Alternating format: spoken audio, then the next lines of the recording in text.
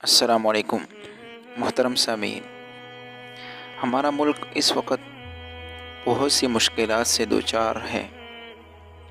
ہمارے ملک کے کئی حصے اس وقت سیلاب کی زد میں ہیں۔ لوگ بیارو مددگار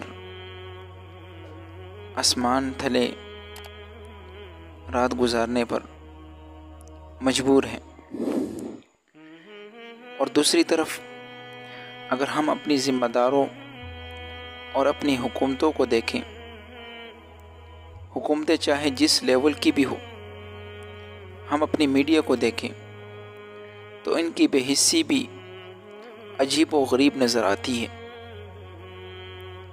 محترم سامعین، اس صورت میں یہ میرا اور آپ کا فرض بنتا ہے، یہ موقع ہے اللہ کی خوشنودی حاصل کرنے کا، یہ موقع ہے اللہ کی رضا حاصل کرنے کا، یہ موقع ہے اللہ کی معیت حاصل کرنے کا، یہ موقع ہے اللہ کی مدد حاصل کرنے کا۔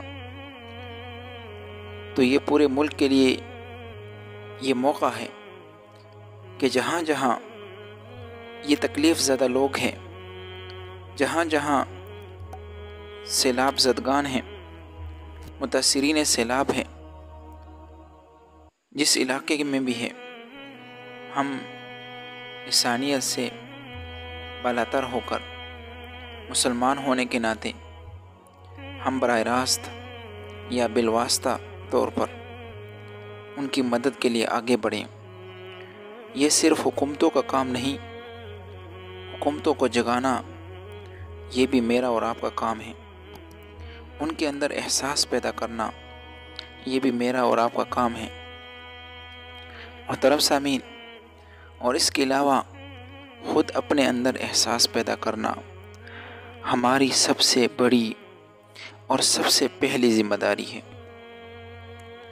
اور سب سے بڑی بات یہ ہے، عام حالات میں جو ہم صدقہ خیرات کرتے ہیں وہ ان لوگوں پر کرتے ہیں جو خود آ کر ہم سے مانگتے ہیں، اور جو مانگنے والے ہیں قرآن نے ان کو بھی صدقہ خیرات کا مصرف قرار دیا ہے۔ قرآن میں ہے والذین فی اموالہم حق معلوم للسائل والمحروم، سوال کرنے والے کے لیے، مانگنے والے کے لیے ان کے مال میں حق ہے۔ لیکن اس طرح کی جو قدرتی آفات آتی ہے، وہاں مسئلہ غریبوں کا نہیں ہوتا، وہاں مسئلہ سفید پوش لوگوں کا ہوتا ہے، وہاں مسئلہ عزت دار لوگوں کا ہوتا ہے۔ عزت دار لوگوں کی مدد کریں، عزت دار لوگوں کی مدد کریں گے تو ان کی عزت داری کا بھی تحفظ ہے کہ ان کو کسی سے مانگنا نہ پڑے، کسی کے سامنے سے دستے سوال دراز نہ کرنا پڑے، اور ان کی حاجت روائی بھی ہو۔ محترم سامعین، یہ جو حدیث میں آتا ہے کہ صدقہ کرنے کا ثواب کم از کم 10 درجے ہے، اور کسی کو قرض دینے کا ثواب 18 درجے ہے، اس کی وجہ بھی یہی ہے کہ قرض آپ سے وہی شخص مانگے گا جو انتہائی مجبور ہوگا، اور اس لیے حدیث پاک میں آتا ہے کہ قرض دینے کا ثواب 18 درجے۔ محترم سامعین، عبداللہ بن عباس رضی اللہ عنہ اعتکاف میں بیٹھے ہوئے تھے، ان کو پتہ چلا کہ ایک آدمی کا کام ہے۔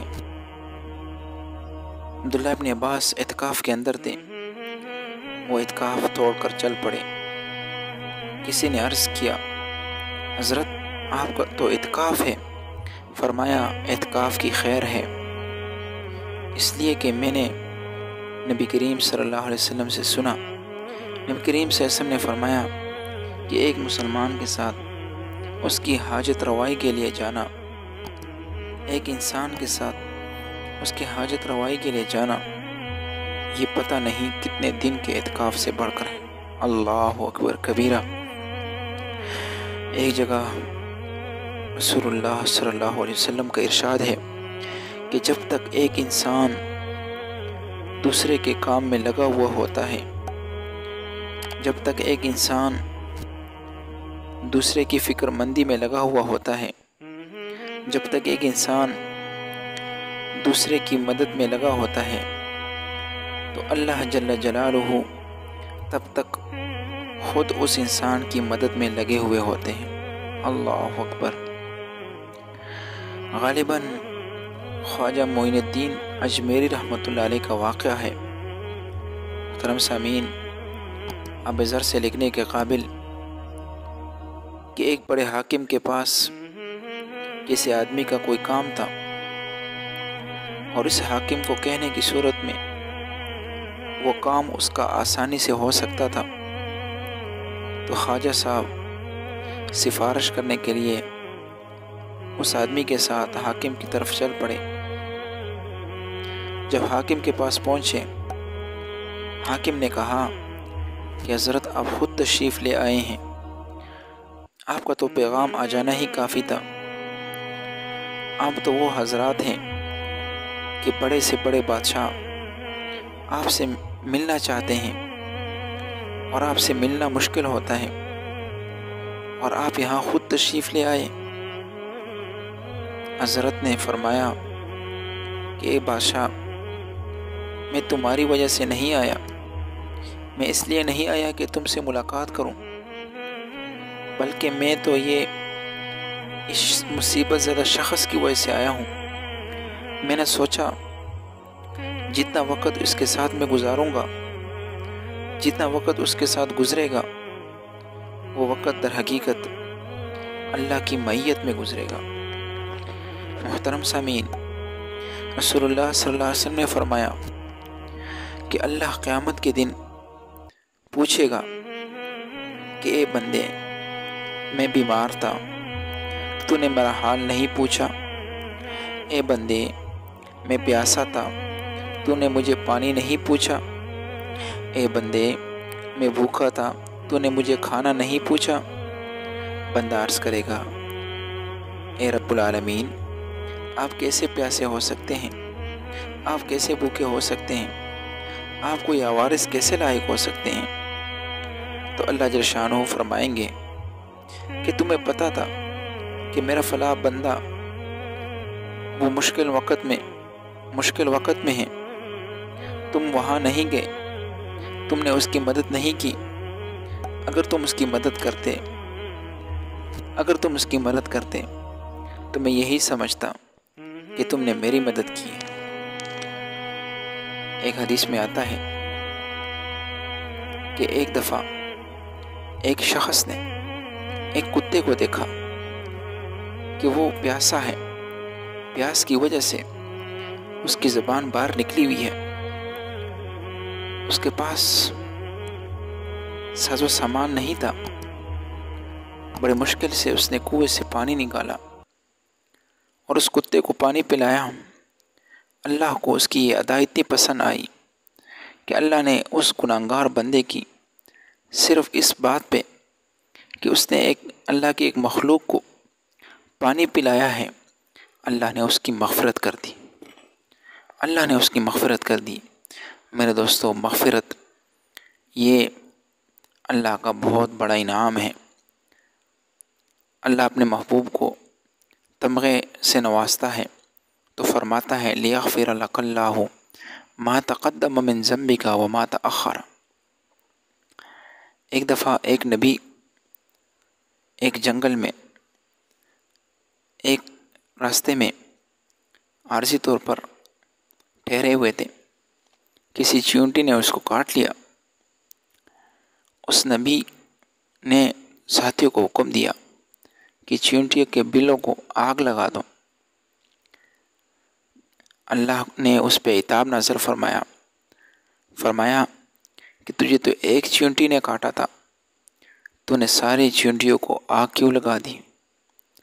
تو میرے دوستو بزرگوں، کامل انسان وہ ہے، کامل مسلمان وہ ہے جو اللہ کے حقوق بھی پورے کریں، بندوں کے حقوق بھی پورے کریں۔ اب ہمارے ملک میں، پاکستان میں بے شمار علاقوں میں، جنوبی پنجاب میں، بلوچستان میں اسی طرح سندھ کے کچھ علاقوں میں، خیبر پختونخوا کے علاقوں میں ہمارے مسلمان بھائی سیلاب سے متاثر ہوئے ہیں۔ ان کے گھر، ان کی پوری زندگی کی کمائی سیلاب بہا کے لے گئی، مال مویشی بہا کے لے گئے۔ وہ انتہائی دکھی ہیں، صدمے سے دوچار ہیں۔ تو اس مشکل وقت میں ہم اپنے بھائیوں کو تنہا نہ چھوڑیں، ان کو اس بات کا احساس نہ ہو کہ کوئی ہماری مدد کے لیے نہ آیا۔ خدا نخواستہ اگر ہم ان کی مدد نہ کر سکیں تو کل قیامت کے دن کہیں اللہ ہم سے پوچھ نہ لے کہ میرے بندے سیلاب سے متاثر تھے، سیلاب ان کے گھروں کو بہا کے لے گیا، آسمان تلے کھلے آسمان تلے زندگی گزار رہے تھے، تم نے ان کا حال نہ پوچھا۔ اگر اللہ نے پوچھ لیا تو ہمارے پاس کوئی جواب نہ ہوگا۔ بس اللہ سے دعا ہے کہ اللہ ہمارے ان بھائیوں کی مشکلیں حل کریں۔